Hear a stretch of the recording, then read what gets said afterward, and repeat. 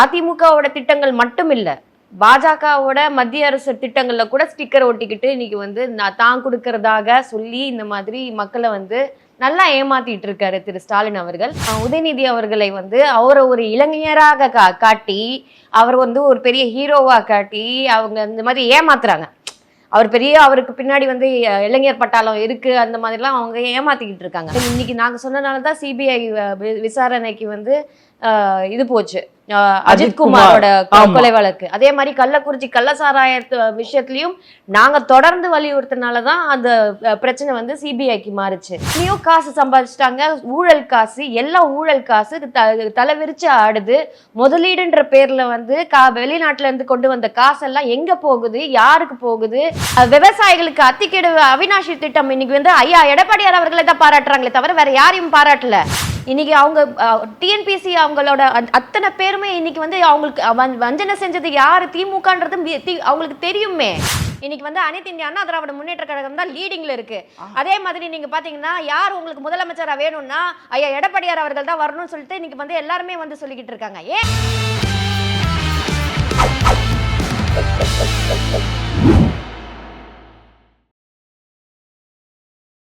GeM TV நேயர்களுக்கு வணக்கம். அதிமுகவின் மகளிர் அணி துணை செயலாளர் காயத்ரி ரகுராமி அவர்கள் சந்திப்பார். வணக்கம் மேம். வணக்கம் மேம்.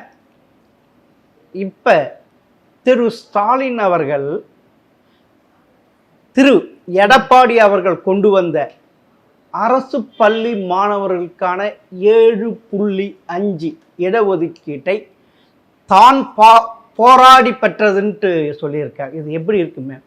அதுதான், பொயிலேயே வளர்ந்து பொயிலேயே வடை சுடுறது வந்து திமுகவோட வழக்கம். அது வந்து ஸ்டாலின் அவர்கள் வந்து பார்த்தீங்கன்னா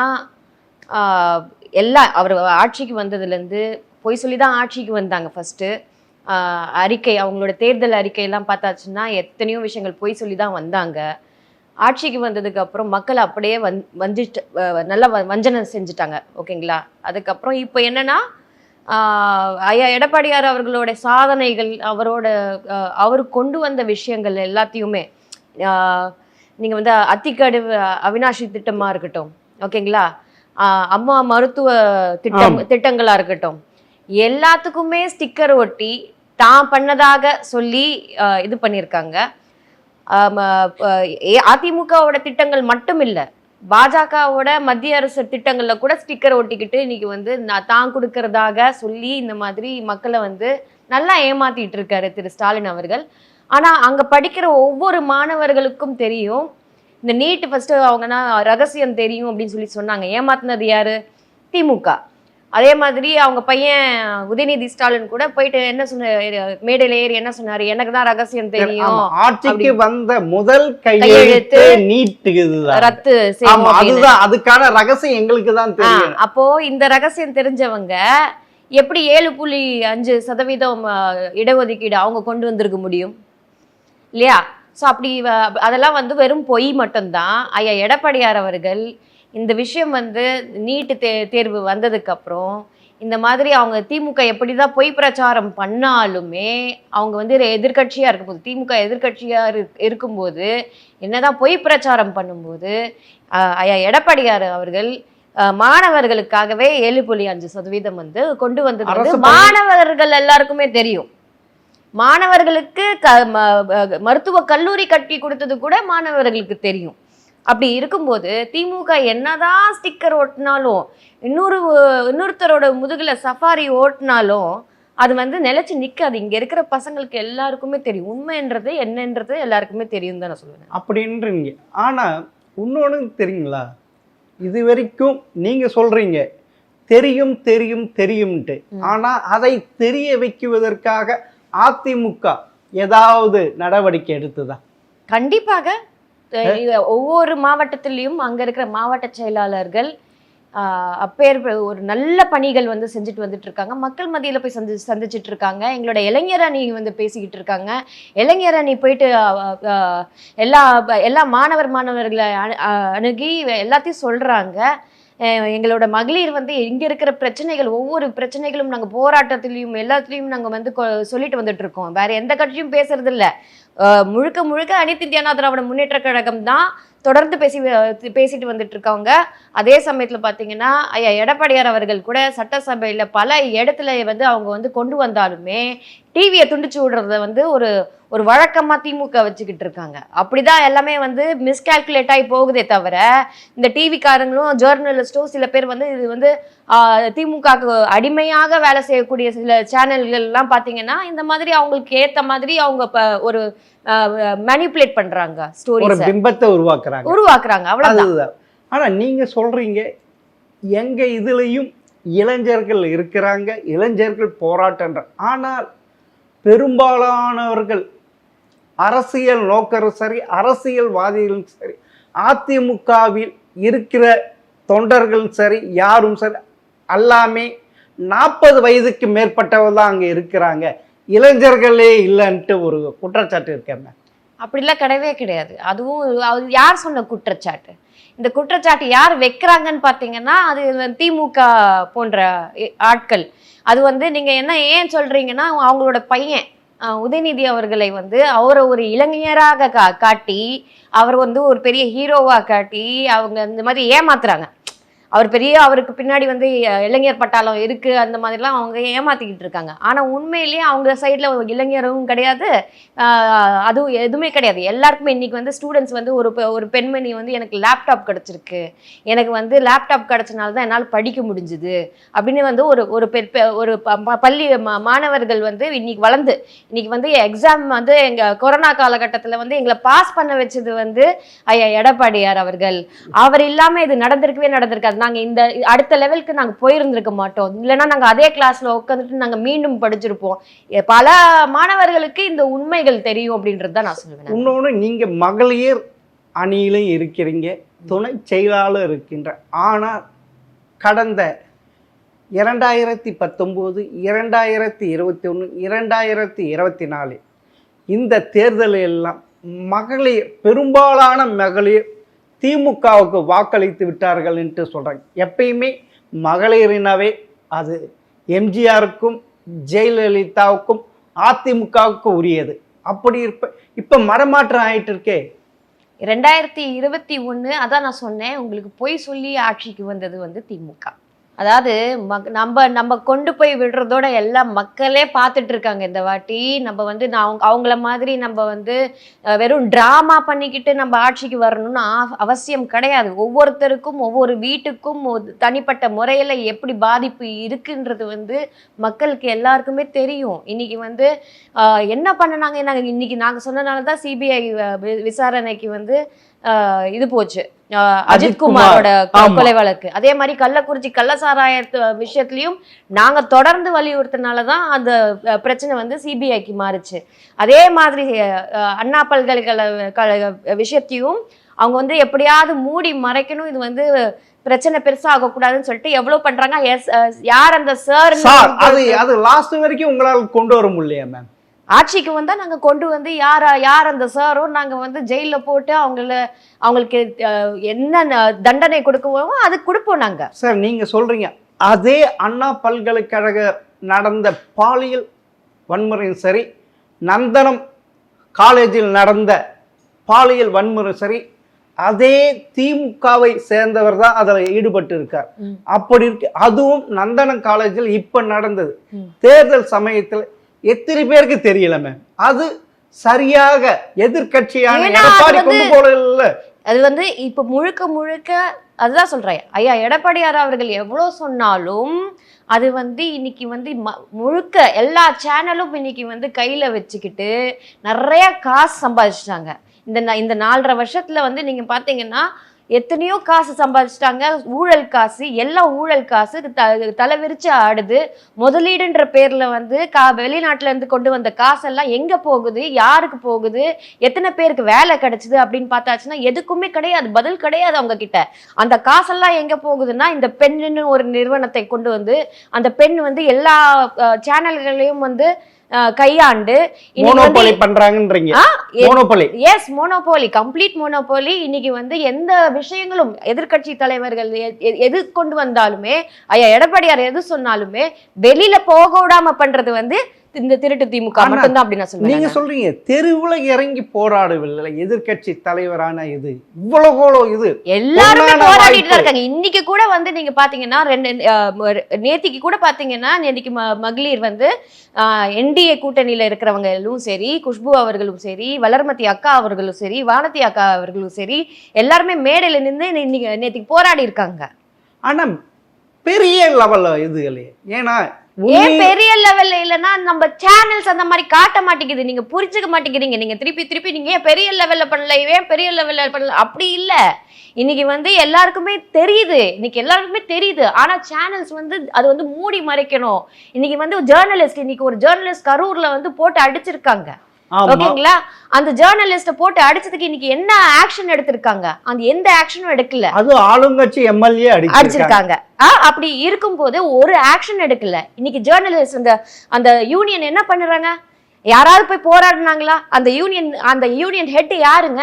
எல்லாமே திமுகவோட ஆட்கள், திமுக கையில எல்லாமே வச்சுக்கிட்டு இன்னைக்கு வந்து எல்லாமே கம்ப்ளீட் மொனாப்போலி தான். நீங்க சொன்னது கரெக்டு தான். கம்ப்ளீட் மொனாப்போலியில போயிட்டு இன்னைக்கு வந்து தமிழ்நாடு முழுக்கவும் எப்படி வந்து இன்னைக்கு வந்து ஒரு எலக்ட்ரிசிட்டி பில் ஏறுச்சுன்னா கூட நம்ம வாயை மூடிக்கிறோம், நம்ம போராட முடியல. இன்னைக்கு எலக்ட்ரிசிட்டி பில் மேலே ஏறுச்சுன்னா கூட நம்ம வாயை மூடிக்கிட்டு உட்கார வேண்டியதா இருக்கு. அதுக்கப்புறம் வந்து ரேஷன், ஏன்னா யாராவது போராடியாச்சுன்னா அவங்களுக்கு உடனே பாதிப்பு, உடனே ஜெயிலு, போராடுறவங்களுக்கு ஜெயிலு. தூய்மை பணியாளர்களை போட்டு எப்படி கொடுமைப்படுத்தினாங்க நம்ம கண்ணுக்கு முன்னாடி நம்ம பார்க்குறோம்.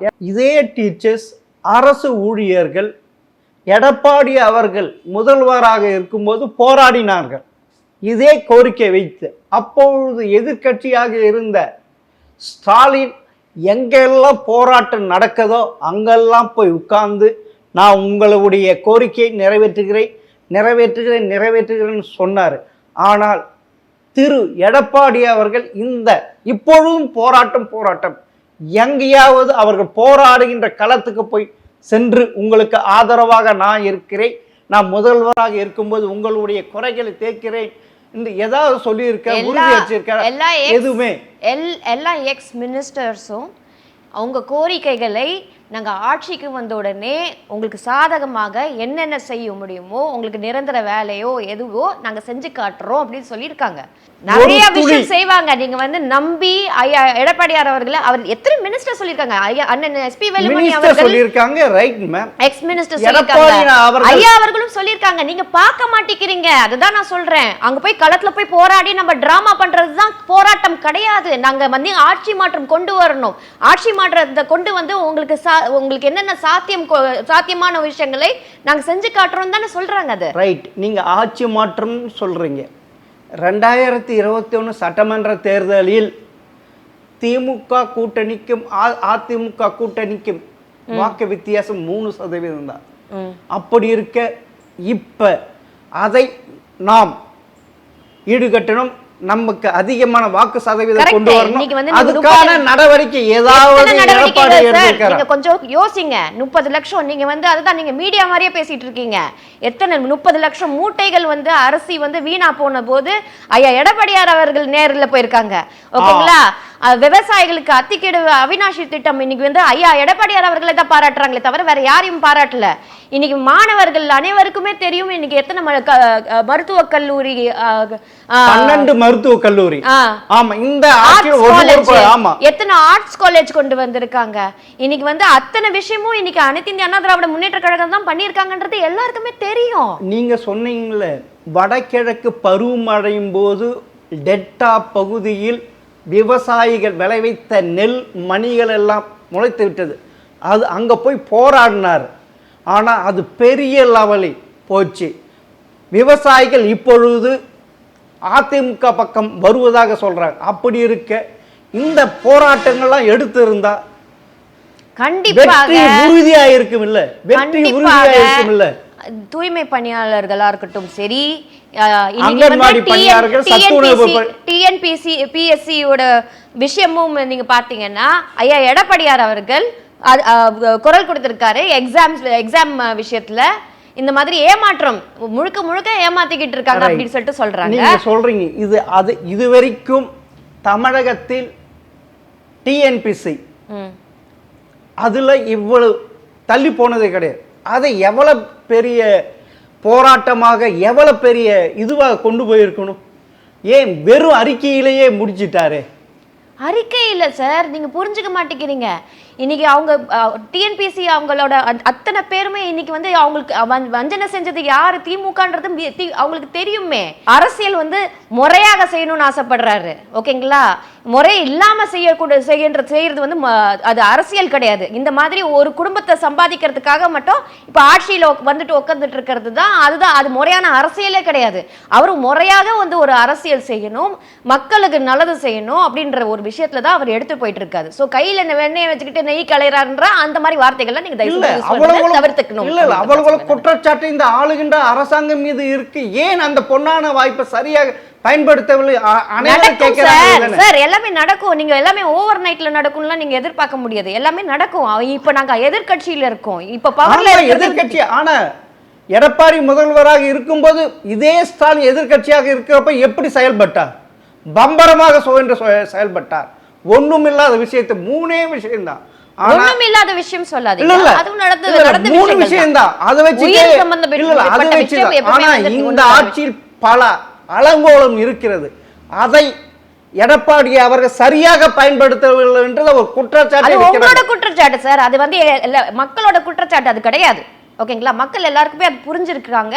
இது முறையான ஒரு விஷயம். இன்னைக்கு வந்து நாங்களும் வந்து திமுக மாதிரி டிராமா பண்ணிக்கிட்டு வந்து ஆட்சியில் உட்காரணும் அவசியம் கிடையாது. நீங்க திருப்பி வந்து உங்களுக்கு டிராமா தான் முக்கியமா இருக்கே தவிர மக்களோட வழி உங்களுக்கு முக்கியமா படல. அதுக்காக தான் அவர் தொடர்ந்து பேசிக்கிட்டே வராரு, அதுதான் சொல்லிக்கிட்டே இருக்காரு அவரு.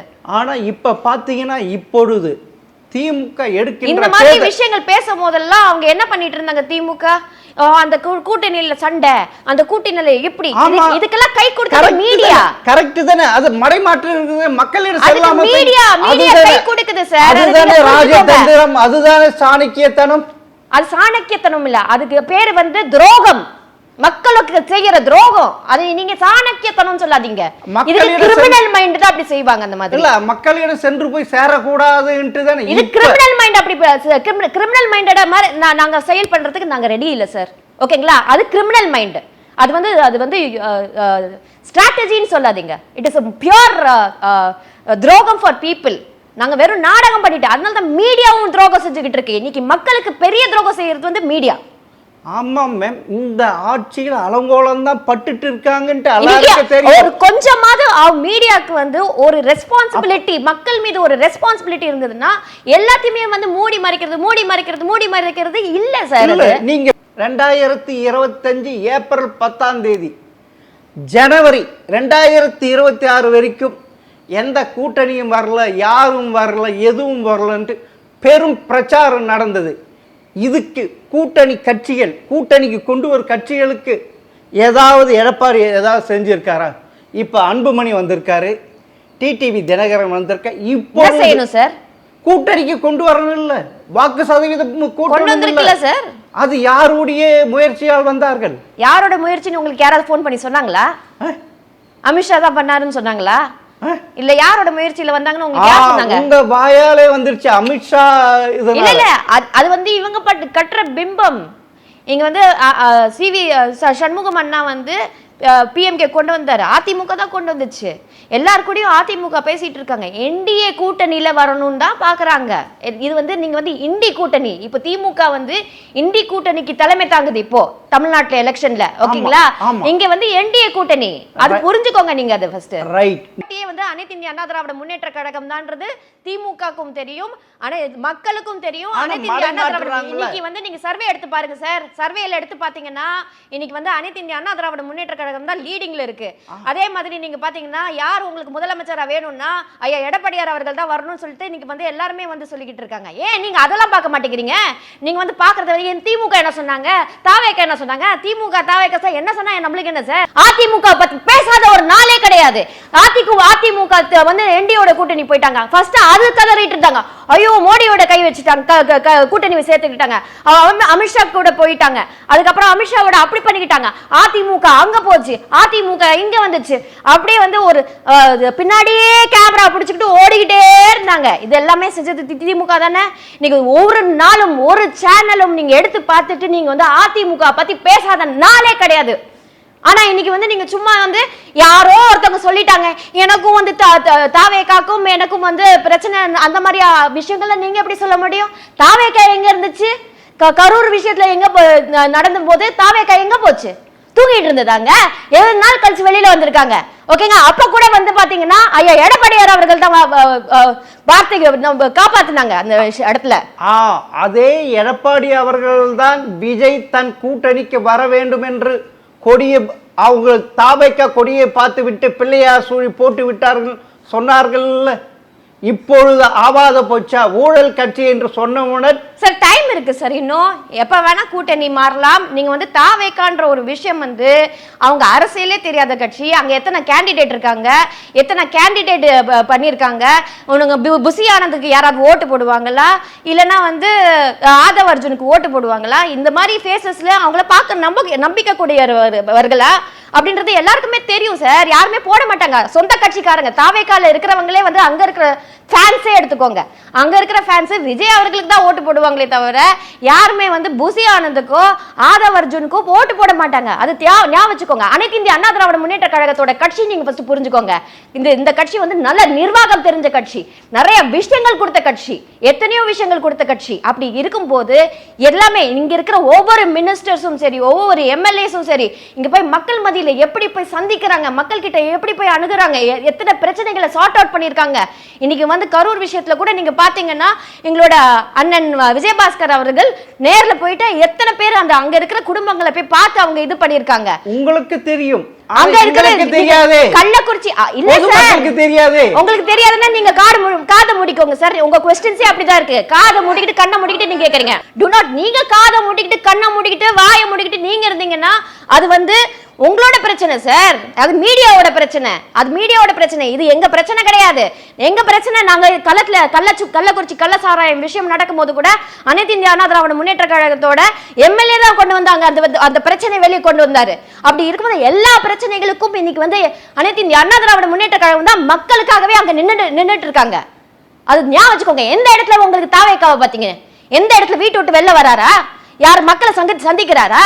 எத்தனை பேரை போய் பார்க்கறாரு அவரு? சொல்லுங்க நீங்க அதை ஃபர்ஸ்ட். ரைட். நீங்க சொல்ற மாதிரி திமுக கூட்டணி அமைக்காமல் வெற்றி பெற்றதே இல்லை. ஆனால் அதிமுக கூட்டணி இல்லாமல் வெற்றி பெற்றது. உதாரணம் 2016 சட்டமன்ற தேர்தல்.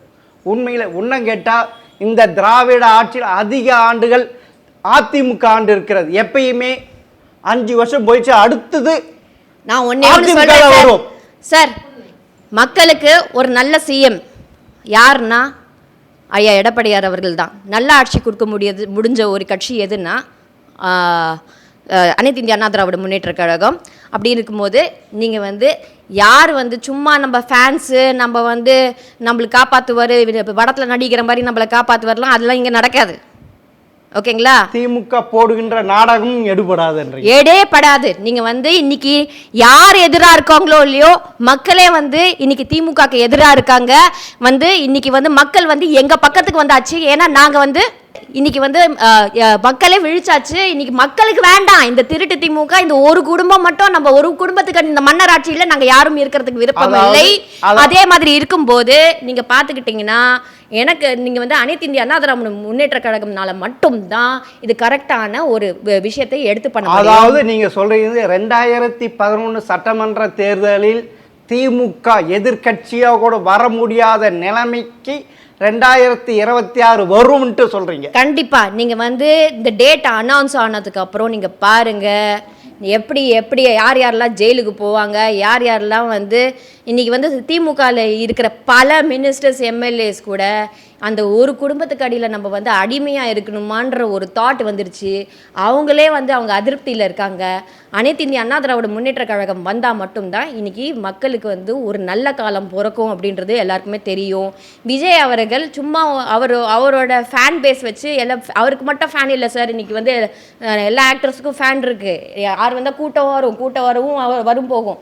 இன்னைக்கு வந்து அது வந்து ஒரு இன்னொரு மக்கள் நீதி மையம் தான். அவ்வளோதான். ஓகேங்களா? அப்படி இருக்கும்போது அதோட நம்ம வந்து அது வந்து அவர் ஏதோ வந்திருக்காரு, அவர் ஏதோ ட்ரை பண்ணுறாரு, அவர் நிறைய கற்றுக்கிறதுக்கு இருக்குது. ஆனால் அவர் இந்த நாளைக்கெல்லாம் அவர் சிஎம்லாம் ஆக முடியாது. ஓகேங்களா? அவருக்கு வந்து இன்னும் டைம் இருக்குது அதுக்கு. அதாவது நீங்கள் சொல்கிறீங்க இப்போ இந்த திமுகவின் 5 ஆண்டுகள் அலங்கோல ஆமாமா, ஆட்சியால் இது நீங்க வந்து இந்த ஃபேன்னால நான் வந்து அவங்களுக்கு ஓட்டு போடுவேன் உங்களுக்கு ஓட்டு போடுவேன் எல்லாம் எதுவும் கிடையாது. இல்லை. அதிமுகவுக்கு எந்தவித பாதிப்பு இல்லாமல் மீண்டும் 2026 சட்டமன்ற தேர்தலில் அதிமுக வெற்றி பெற்று எடப்பாடி அவர்கள் தான் முதல்வராக வருவார் என்று உறுதியாக சொல்றீங்க? அடிச்சு சொல்றேன், நான் அடிச்சு சொல்றேன். இவங்களுக்கு வந்து யார் கூட்டணிக்கு தலைவர், யாருக்கு கூட்டணிக்கு தலைமை, இவங்களுக்கு புரியாம, அரசியல் புரியாம இவங்க உளறிக்கிட்டு இருந்தாங்கன்னா அதுக்கு நம்ம பொறுப்பு கிடையாது. நம்ம வந்து என்டிஏ கூட்டணியோட தலைவர் வந்து ஐயா எடப்பாடியார் அவர்கள், இந்தி கூட்டணியோட தலைவர் வந்து மு.க. ஸ்டாலின் அவர்கள். அது ஞாபகம் தமிழகத்துக்கு. அதனால இந்த குழப்பம் வேண்டாம். அவங்களுக்கு புரியாம அவங்க பேசிட்டு இருந்தாங்கன்னா அவங்களுக்கு அரசியல் தெரியல. இன்னைக்கு வந்து காங்கிரஸ் கலந்துட்டு வரும்போது தான் தெரியுது, ஐயோ நம்மளுக்கு இந்தி கூட்டணி தேவை அப்படின்றது. ஸோ அப்படி இருக்கும்போது திமுக வந்து அவங்களோட ஆட்டம் வந்து இப்போ இனி அடங்கிடும். அவங்களுக்கு என்ன அந்த ஆட்டம்லாம் கிடையாது. அதே மாதிரி தாவேக்காக்கு ஒரு கூட்டணியும் இல்லாமல் அவர் வந்து ஒரு தவறான பாதைகள், அவங்க கூட இருக்கிற ஸ்ட்ராட்டஜிஸ்ட்டு, இந்த எல்லாம் தத்துக்குட்டிகள் என்னென்னமோ சொல்லி கொடுக்குறாங்க, தவறாக சொல்லி கொடுக்குறாங்க. அப்படி கொள்கை அது இதெல்லாம் கொள்கை பிரச்சனை எப்போ வரும்னா, கொள்கைக்கு பிரச்சனை வந்தால் தான் கொள்கை பிரச்சனையை தவிர அது வந்து ஒரு பெரிய பிரச்சனை கிடையாது. ஓகேங்களா? அதுக்கு நம்ம வந்து தமிழ்நாடு எப்போவுமே வந்து முற்போக்கு சிந்தனை உள்ள மாநிலம். அப்படி இருக்கும்போது கொள்கைக்கு இங்கே பிரச்சனை அவ்வளோ பெருசாக சீக்கிரம் வராது, வரவும் விட மாட்டாங்க. இது வரைக்கும் அனைத்து இந்திய அண்ணா திராவிட முன்னேற்ற கழகம் வர விட்டதில்லை. அப்படி இருக்கும்போது அனைத்து இந்திய அண்ணா திராவிட முன்னேற்ற கழகம் ஒரு சரியான பாதையை எடுத்துக்கொண்டு போய் சேர்க்கும். கூட்டணின்னு வரும்போது கோல்கேட்டோலாம் பார்க்க மாட்டாங்க. நம்ம வின் பண்ணுற இதுதான் நம்ம பார்க்கணும். அப்படி இருக்கும்போது அவருக்கு அந்த தாவேக்காக்கு வந்து அந்த தலைவருக்கு வந்து அது புரிதல் இல்லைன்னா அது அவரோட பிரச்சனை. அப்படி இருக்கும்போது அவருக்கு வந்து அதிமுகன்ற ஒரு கட்சி கண்ணிலே தெரியலன்னா, இன்றைக்கி வந்து புரட்சி தலைவர் எம்ஜிஆர் அவர்கள் தான் என்னோட ரோல் மாடல், புரட்சி தலைவி அம்மா தான் என்னோட ரோல் மாடல்னு அந்த வார்த்தை அவர் யூஸ் பண்ண மாட்டார்.